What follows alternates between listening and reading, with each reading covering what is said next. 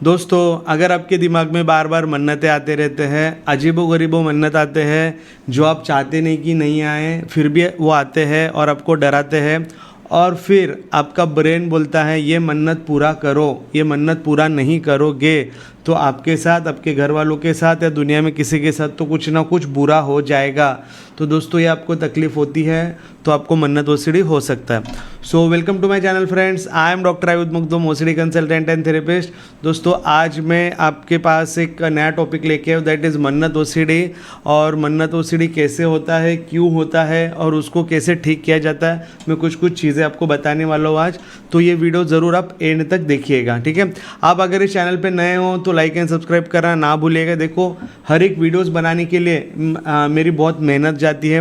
मैं चाहता हूँ कि जो भी चीज़ें हैं वो आपके साथ में शेयर करूँ, आपके पास लेके आओ, ताकि है ना आपको भी उसमें से फ़ायदा मिले। और आप अगर मेरा चैनल सब्सक्राइब भी करते हो तो जो भी मैं ओसीडी एंग्जाइटी रिलेटेड कुछ भी वीडियोस बनाता हूँ तो सबसे पहले आपके पास पहुँच जाए। तो चलो आज का टॉपिक चालू करते हैं। मन्नत OCD, so it is a सब टाइप ऑफ रिलीजियस ओसीडी, उसको स्क्रूपुलोसिटी भी बोलते हैं। ये एक इंडिया में या फिर एशिया में होने वाली एक बहुत कॉमन ओसीडी मानी जाती है। इसके बहुत सारे कारण होते हैं, ये क्यों होता है, कैसे होता है, सारा कुछ मैं एक्सप्लेन करूँगा। इसमें है ना, सबसे पहले क्या होता है, ये ओसीडी में रिलेट करने की बहुत आदत होती है। तो ओसीडी ब्रेन क्या करता है, चीज़ों को रिलेट करता है। कैसे रिलेट करता है, मान के चलो वो व्यक्ति वो स्पेसिफिक ओसीडी का व्यक्ति अगर मंदिर जा रहा है, ठीक है, तो अपने आप मन्नतें आ जाना, कुछ ना कुछ मांगते रहना, कुछ ना कुछ मन्नत पूरे करने के विचार आ जाना। या फिर दूसरा है ना, जब भी अपने लव्ड वंस को देखता है या लव्ड वंस के प्रति कुछ भी चीज़ें करने जाता है, जैसे अपने बच्चे हो गए, माँ बाप हो गए, भाई हो गए, बहन हो गए, ठीक है, अलग अलग टाइप के एग्जाम्पल्स होते हैं मन्नत ओसीडी में, आपको बताना चाहूँगा। जैसे किसी को आएगा कि मैंने ये काम अच्छे से किया तो मेरे भाई को अच्छा जॉब मिल जाएगा, या फिर बच्चों के प्रति माँ को कुछ मन्नतें मांग लेती है, मैं 11 सोमवार का व्रत करूँगी तो मेरा बच्चा अच्छे से ग्रो होगा, उसको कोई भी बीमारी नहीं हो पाएगी। या फिर एक लड़का है जो एग्ज़ाम्स दे रहा है, उसको लगता है कि मैं अगर 11 बार ये चीज़ करूँगा या फिर 108 बार मैं अगर कुछ चीज़ों को चढ़ाऊँगा तो फिर मैं एग्ज़ाम में मुझे अच्छे मार्क्स आएंगे, मैं अच्छे से पास हो पाऊँगा। या फिर एक वाइफ को लगता है अगर मैं डेली पूजा करूँगी और डेली ये चीज़ें मैं चढ़ाऊँगी भगवान को तो मेरे पति का कभी एक्सीडेंट नहीं होगा, पति का जॉब में अच्छा हो जाएगा। ऐसे सारी चीज़ों के ना मन्नतें मांगते। कुछ डरावने मन्नतों के भी पेशेंट्स मेरे पास आके गए, जैसे उनको मन ही मन में ऐसे ही ख्याल आता है कि अरे उस बीमारी से मान के चलो कोई एक लड़का बीमार है, ठीक है, और उसको देखते हैं तो अचानक इनके मन में से मन्नत आ जाएगा, भगवान चाहिए तो है ना मेरे बच्चे का बलि ले लो लेकिन उस इंसान को ठीक कर दो। ऐसे अलग अलग टाइप के अलग अलग सोच या फिर अलग अलग चीज़ें होती हैं। तो बहुत सारे मन्नतें नॉर्मल लेवल पे होती है, लेकिन बाद में वो सीवियर लेवल पे अपने आप चले जाते हैं। आप सिर्फ सोचते रह जाते हो, मन्नत पूरा करने लग जाते हो, रिलेट करने की ये बीमारी अब समझ में ही नहीं आता है आपको। और इस चक्कर में आप दोस्तों माइल्ड से मॉडरेट और मॉडरेट से सीवियर लेवल पे कब पहुंच जाते हो आपको खुद को भी पता नहीं चलता है, ठीक है। तो देखो, आज है ना, मन्नत ओसीडी को धर्म के एंगल से नहीं देखेंगे, न्यूरो साइंस के एंगल से समझेंगे, ठीक है। तो सबसे पहले ये समझते हैं कि ये कैसे बनता है, ठीक है। तो देखो, मन्नत ओसीडी जो बनता है ना, मान के चलो कोई एक व्यक्ति है, जो मेरे पास एक व्यक्ति आए थे, उनका मन्नत ओसीडी कैसे चालू हुआ था, मैं उनका एग्जाम्पल देता हूँ, ठीक है। उन्होंने है ना एग्ज़ाम के लिए अच्छे से प्रिपेयर किया था, सब कुछ किया था, लेकिन बहुत डर लग रहा था क्योंकि टफ एग्ज़ाम थी, ठीक है। आईएएस की वैसे भी एग्ज़ाम टफ होती है, मेडिकल की एग्ज़ाम टफ होती है, आईटी की एग्ज़ाम टफ होती है, तो वैसी वो एक गवर्नमेंट की एग्ज़ाम दे रही थी वो जो टफ थी, ठीक है। इन्होंने प्रिपेयर अच्छे से किया था, लेकिन अभी क्या हुआ, इन्होंने जब एग्ज़ाम दिया और एग्ज़ाम देने के पहले वो मंदिर गए, ठीक है। हर पेपर के पहले वो मंदिर जाते थे, मंदिर जाने के बाद वो एग्ज़ाम भी देते थे, और एग्ज़ाम देने के बाद, ठीक है, एग्ज़ाम देने के बाद उनका रिज़ल्ट आया, 15-20 डेज़ बाद रिज़ल्ट आया और वो पास हो गए और अच्छे मार्क्स से पास हो गए और उनका सिलेक्शन भी हो गया। अभी उनके ब्रेन ने एक चीज़ कैप्चर कर लिया, या फिर एक चीज़ है ना, वो ब्रेन सीख गया कि मैं मंदिर में गया था, हर एक पेपर के पहले गया था, इसके लिए मैं पास हुआ।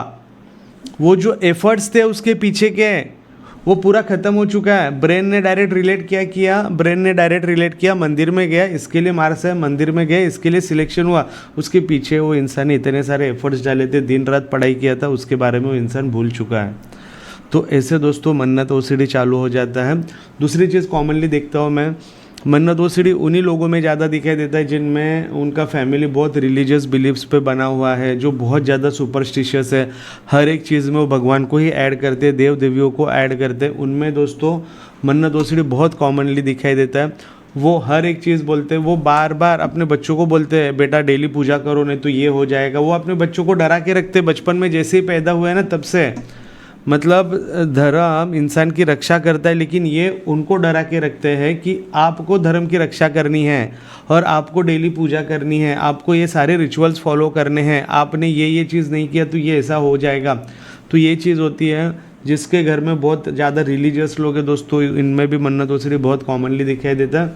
तीसरी चीज़, जिस सोसाइटी में आप रह रहे हो या फिर अपने नेक्स्ट टू जो भी लोग आपके पास है, वो कुछ भी चीज़ें बताते हैं, मैंने ये मन्नत मांगी थी पूरी हो गई, मेरे बहन ने ये मांगा था पूरा हो गया था, मेरे फैमिली के लोगों ने ये किया था ऐसा हो गया।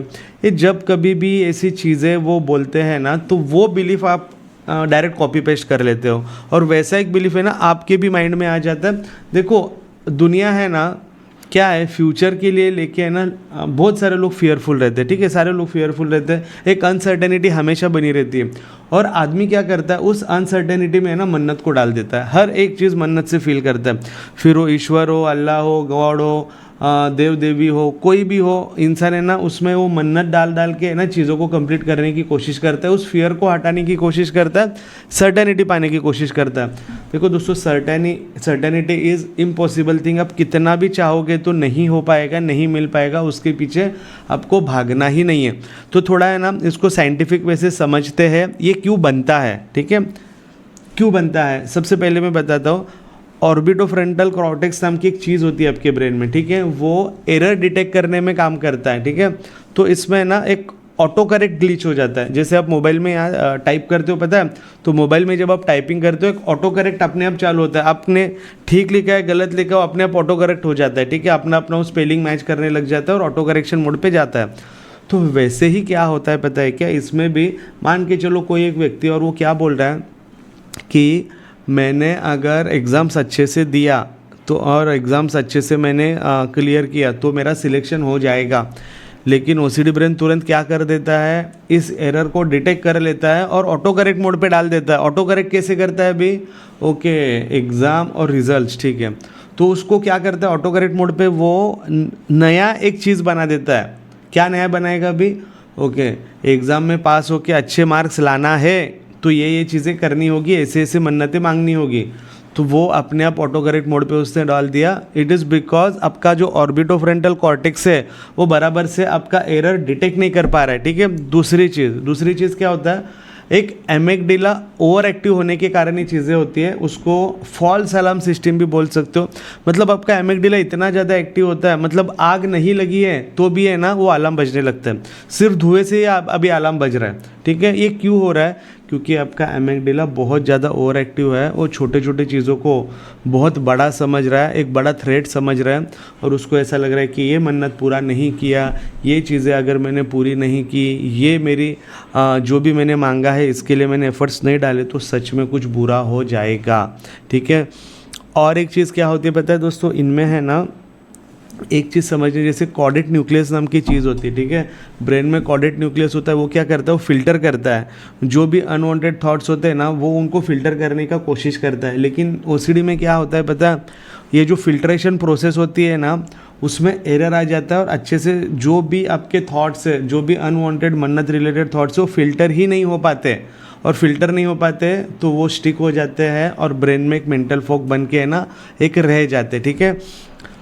और एक चीज़, एक रिवर्स साइकोलॉजी ब्रेन के बारे में आपको समझना होगा। देखो आप कभी भी इंटरनेट पे जाते हो, कुछ ब्राउज़ करते हो तो है ना बहुत सारे एड्स पॉपअप हो जाते हैं, ठीक है। तो आप क्या करते हो, वो ऐड बंद करने जाते हो, जो भी पॉपअप हुआ है उसको आप जैसे बंद करने का कोशिश करते हो और एक ऐड ओपन हो जाता है, उसको आप बंद करने का कोशिश करते हो और एक ऐड सामने आ जाता है, उसको बंद करोगे और एक ऐड सामने आ जाएगा। वो बंद तो हो गए नहीं, मल्टीपल एड्स बनेंगे। वैसा ही से अपना रिवर्स साइकोलॉजी है अपने ब्रेन का, मन्नत ओसीडी का, मन्नत वाले विचारों का, उनके थॉट्स का। आप क्या कर रहे हो, आप है ना मतलब इसको समझो आप, ठीक है। आपको इसको मैं एक रेड पेन एनालॉजी या फिर ब्लू फोन, इससे आप समझो, ठीक है। मान के चलो आपको अगर मैं बोलता हूँ इस माइक को आपको नहीं देखना है, आपका सबसे पहले ध्यान क्या जाएगा, इस माइक की तरफ जाएगा। वैसे आपको अगर मैंने बोला रेड पेन के बारे में आपको नहीं सोचना है, आप रेड पेन के बारे में ही सोचोगे। वैसा ही सेम है, वो जो पॉपअप हो रहा है ना, उस ऐड को आप बंद करने का कोशिश करो, इसके लिए सारी चीज़ें हो रही है। तो दोस्तों थोड़ा सा समझो ये क्यों अपने साथ हो रहा है। ओवर एक्टिव एमिगडाला के कारण ऑर्बिटोफ्रंटल कॉर्टेक्स में कुछ एरर डिटेक्ट नहीं हो रहा है, कॉर्डेट न्यूक्लियस में कुछ ना कुछ दिक्कतें आ रही है, इसके लिए वो फिल्टर नहीं कर पा रहा है ऐसे थॉट्स को, इसके लिए सारी चीज़ें हो रही है, ठीक है। तो देखो दोस्तों, ये कैसे स्टार्ट होता है इसको भी समझना चाहिए। क्या होता है जब भी ये ओसीडी का थॉट, मन्नत वाला थॉट कभी भी आपके ब्रेन में आ जाता है ना, आपकी एंग्जाइटी बढ़ जाती है, ठीक है। जब ये फर्स्ट टाइम होता है ना, तभी आपकी थोड़ी सी एंग्जाइटी बढ़ जाती है, और उस एंग्जाइटी को जो बढ़ी हुई है उसको आप रिलीफ देने के लिए कुछ ना कुछ रिचुअल करते हो। कुछ भी 108 बार कुछ कर लिया, 11 बार कुछ कर लिया, जो कुछ भी आप रिचुअल करते हो ना, उससे आपका एंग्जाइटी को रिलीफ मिलता है। और जैसे ही आपके एंग्जाइटी को रिलीफ मिलता है ना, आपको क्या लगता है, ओके ये तो सही है यार, एंग्जाइटी बढ़ता है तो ये चीज़ करनी चाहिए। आपके ब्रेन को एक मैसेज मिल जाता है कि एंग्जाइटी को रिलीफ देना है तो ये चीज़ करना होगा। और धीरे धीरे फिर ऐसे थॉट्स आने लग जाते हैं, फिर आप कुछ रिचुअल करते हो, रिलीफ मिलता है, ये नेवर एंडिंग लूप बन जाता है और आप इसमें फंस जाते हो।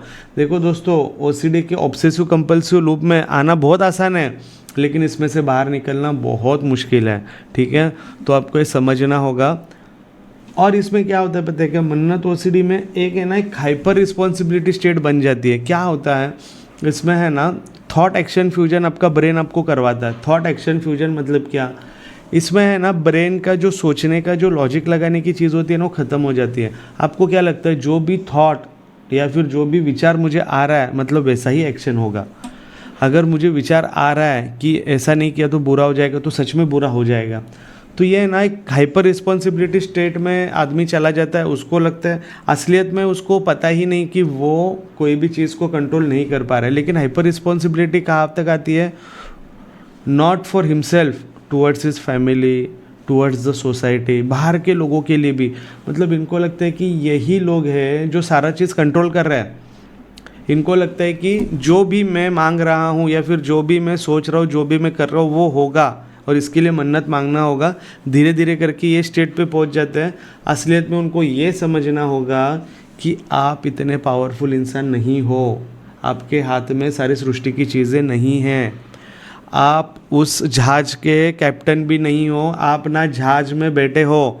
आपको लग रहा है समुंदर के अंदर जो जहाज़ चल रही है, आप इधर मन्नत मांगोगे और वहाँ के लोग डूबने से बच जाएंगे। देखो वहाँ पे वो कैप्टन है जो जहाज़ चला रहे, समुंदर है, समुंदर के तूफ़ान है, बहुत सारी चीज़ें होती है। उन सारों को छोड़ के आप यहाँ बैठे बैठे, आप एक किनारे पे बैठे हो और आप इधर मन्नत मांग रहे हो कि ये जहाज़ सेफली शोर पे आना चाहिए, और इसके लिए आप मन्नत मांग रहे हो। मतलब देखो, आपको एक समझना है, आप है ना एक सुपरमैन नहीं हो या फिर सुपर वुमन नहीं हो, आप में इतनी पावर नहीं है। आप है ना सृष्टि की सारी चीज़ें, दुनिया की सारी चीज़ें कंट्रोल नहीं कर सकते हो। देखो यार, आपको ये समझना होगा, आप आपके खुद के ओसीडी के थॉट कंट्रोल नहीं कर पा रहे हो। समझो इस बात को, बहुत इंपॉर्टेंट है, अच्छे से समझो। आप आपके खुद के ओसीडी थॉट को कंट्रोल नहीं कर पा रहे हो। कहाँ आप दुनिया को, अपने घर वालों को, बाकी चीज़ों को बचाने के पीछे पड़े हो। सबसे पहले समझ लो, सबसे पहले अपन क्या है ये जान लो, अपना महत्व क्या है जान लो, ठीक है। आप है ना मन्नतें मांग के कोई भी चीज़ पूरी नहीं कर सकते हैं।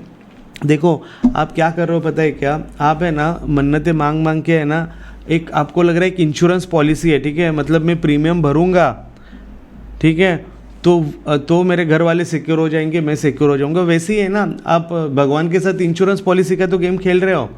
आप कुछ तो एक डील कर रहे हो अपने दोनों के बीच। आप क्या बोल रहे हो, मैं ऐसा 11 बार प्रसाद चढ़ाऊंगा, 11 व्रत करूंगा, भगवान ये कर देना। अरे आप मतलब चाह क्या रहे हो, ये भीख मंगी वाली जो आपने आदत डाल दी है, ठीक है। देखो सारे लोग भीख ही मांग रहे हैं, ऐसा करो भगवान, वैसे करो भगवान। अरे क्यों नहीं भगवान को बोलते हो, अब जितना दिया है उतना मैं खुश हूँ, सेटिस्फाइड हूँ, नहीं। लेकिन आप है ना हर चीज़ में ये दिला दो, वो दिला दो, वो दिला दो, ऐसे है ना आदमी की एक आदत लग चुकी है, ठीक है। तो क्या करना है, अपने को है ना कर्म से बड़ा बनाना है। ज़्यादा है ना मांगते नहीं बैठना है। ज़्यादा मांगते बैठोगे ना तो मन्नत ओसीडी के अंदर ही चले जाओगे, इसमें से बाहर निकल ही नहीं पाओगे। इसमें से बाहर निकलना बहुत मुश्किल हो जाता है, ठीक है।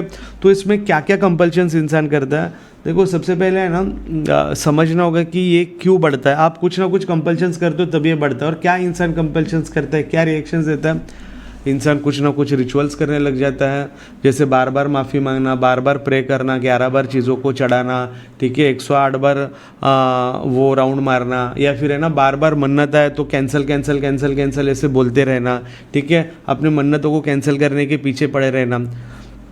वो देखो, आपको एक ही चीज़ समझनी क्या होगी पता है क्या, मन्नत ओसडी के कारण आप भगवान के करीब नहीं जा रहे हो, आप आपके धर्म से और आपके भगवान से दूर जा रहे हो। कैसे जा रहे हो मैं आपको बताता हूँ। देखो जब भी और आप खुद एक्सपीरियंस भी कर चुके हो, आप रिलेट करोगे मेरी बात को। आपको क्या हो रहा है, आपको मन्नत ओसडी हो रहा है ना, तो आप क्या कर रहे हो पता है क्या, आपको पता है जैसे आप मंदिर के पास जाते हो या फिर जैसे ही मंदिर में जाते हो आपको बहुत टाइम लग जाता है, क्योंकि आपकी मन्नतें पूरी ही नहीं होती, आप मांगते ही रहते हो। मंदिर जाने के पहले भी आपको प्रिपेयर होके जाना पड़ता है, उस प्रिपेयर होने में घंटों लग जाते हैं। तो आपको एक समझ में आता है, मुझे प्रिपेयर होने को घंटों लग रहा है, मेरे को मंदिर जाने में घंटों लग रहे हैं, तो है ना मैं जाना ही बंद करता हूँ। मान के चलो आपको एक रिलीजियस बुक पढ़ रहे हो, गीता पढ़ रहे हो, कुरान पढ़ रहे हो, बाइबल पढ़ रहे हो, कुछ भी रिलीजियस बुक आप पढ़ रहे हो, और आपको मन्नत के विचार आ रहे, कुछ ना कुछ रिलीजन के प्रति गंदे गंदे विचार आ रहे हैं, तो आप क्या बोलोगे, आप बार बार कैंसिल कैंसिल बोलोगे, आप बार बार माफ़ करो बोलोगे, बार बार प्रे करो बोलोगे, और मन्नतें कर करके ना उसी इंट्रूसिव थॉट में फंस जाओगे। तो आप क्या करोगे, वो रिलीजियस किताब पढ़ना ही अवॉइड करोगे। तो दोस्तों ऐसे है ना, आप अपने धर्म से दूर जा रहे हो, आप धर्म के पास नहीं आ रहे हो, आप धर्म से दूर जा रहे हो। आपको ज़्यादा समय लग रहा है इसके लिए आप मंदिर नहीं जा रहे हो, ज़्यादा समय लग रहा है इसके लिए आप रिलीजियस टेक्स्ट, रिलीजियस बुक्स चीज़ें नहीं पढ़ पा रहे हो, ठीक है। तो ये कुछ समझना होगा। तो अवॉइडेंस इनमें बहुत कॉमनली हो जाता है, और avoidance pattern it is a compulsion of OCD. फिर है ना आदमी तसल्ली बहुत लेता है, रीएश्योरेंस। वो क्या करेगा, आप जो भी धार्मिक इंसान है, मौलवी होंगे, पंडित होंगे, जो कोई भी होंगे, उनके पास जाएगा, बार बार सवाल करेगा, बार बार पूछेगा मैंने मन्नत मांगा है सही तो है ना, मैं ठीक तो हो जाऊंगा ना, ये बार बार। या फिर फैमिली से रीएश्योरेंस लेते रहना, फैमिली से तसल्ली लेते रहना, देखो मैंने भगवान से ये चीज़ मांगी है, क्या मैंने सही मांगी है, क्या मेरा मन्नत पूरा हो जाएगा, क्या मुझे पाप तो नहीं लगेगा ना। और फैमिली वाले उसको रीएश्योरेंस देने लग जाते हैं, और उसका ओसीडी और स्ट्रांग हो जाता है। और स्ट्रांग मतलब आपको समझना होगा कि मतलब पहले एक मन्नत आया था, फिर 2 आया, फिर 3 आया, अभी अनगिनत हो चुका है, उसको हर एक सेंटेंस में, हर एक चीज़ में अभी वो मन्नत मांग रहा है, ठीक है। और एक मेन और सबसे इम्पॉर्टेंट कंपल्शन वो इंसान करते हैं, परफेक्शनिज्म, ठीक है। हर एक रिचुअल उनको परफेक्शन में करना है, हर एक रिचुअल। मतलब नहाने के पहले नाम नहीं लेना है, नहाने के पहले प्रे नहीं करना है, नहाने के बाद ही प्रे करना है, फिर पहले लेफ्ट लेग नहीं रखना है, राइट लेग ही रखना है, राइट हैंड से ही चीज़ें को करना है, या फिर यही कपड़े पहन के करना है, यही चेयर पे बैठ के करना है, यही खड़ा होके प्रे करना है, यही बैठ के प्रे करना है। ये है ना उनके एक रिचुअल बन जाते हैं। अगर मैं मन्नत मांग रहा हूँ और मन्नत मांगते मांगते मुझे पसीना आ गया, तो वापस मन्नत को रिपीट मांगना है और वापस उसको पूरा करना है। अलग अलग रिचुअल्स फॉलो करते हैं, और हर एक रिचुअल उनको परफेक्शन में करना है। ये कुछ कुछ कंपल्शन दोस्तों ये सारे लोग करते हैं। तो देखो OCD it is like a blackmailing, ठीक है। मतलब क्या है आपको समझना होगा,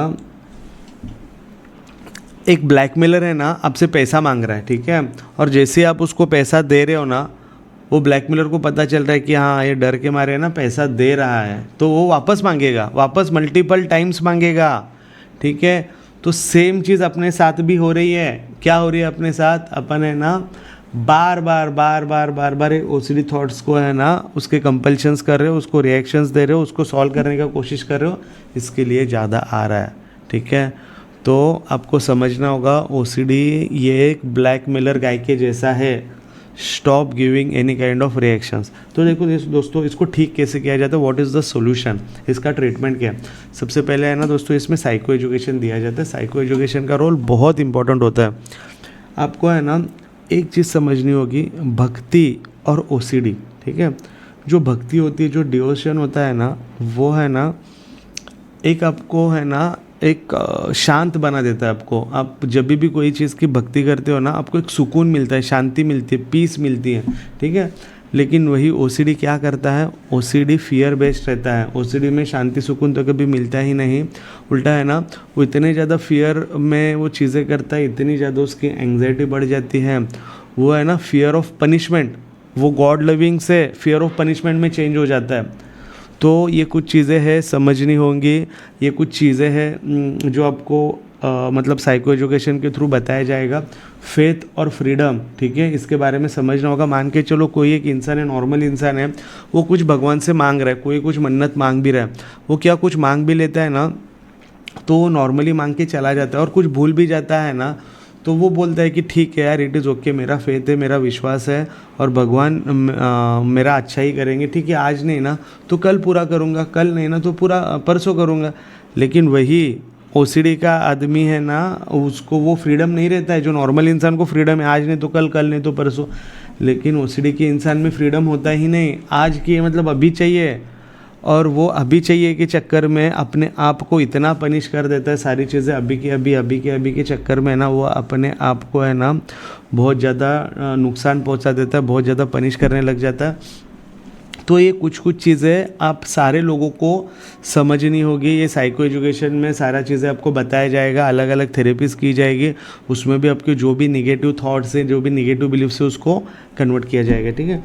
जो भी आपके ब्रेन में पॉपअप हो रहा है, जैसे मैंने अभी बोला था, जो एड्स जो पॉपअप हो रहे हैं, आप क्या कर रहे हो, कुछ एड्स बंद करने के लिए, ठीक है, जो पॉपअप हो रहा है उसको बंद करने के लिए है ना, आप जब क्लिक कर रहे हो वापस एक दूसरा ऐड खुल रहा है, वापस आप क्लोज़ करने जा रहे हो, वापस तीसरा खुल रहा है। तो क्या करना है, उस एड्स को क्लोज़ करने जाओ ही मत, वो पॉपअप जो आ रहा है उसको क्लोज़ करो ही मत, उसको सॉल्व करो ही मत।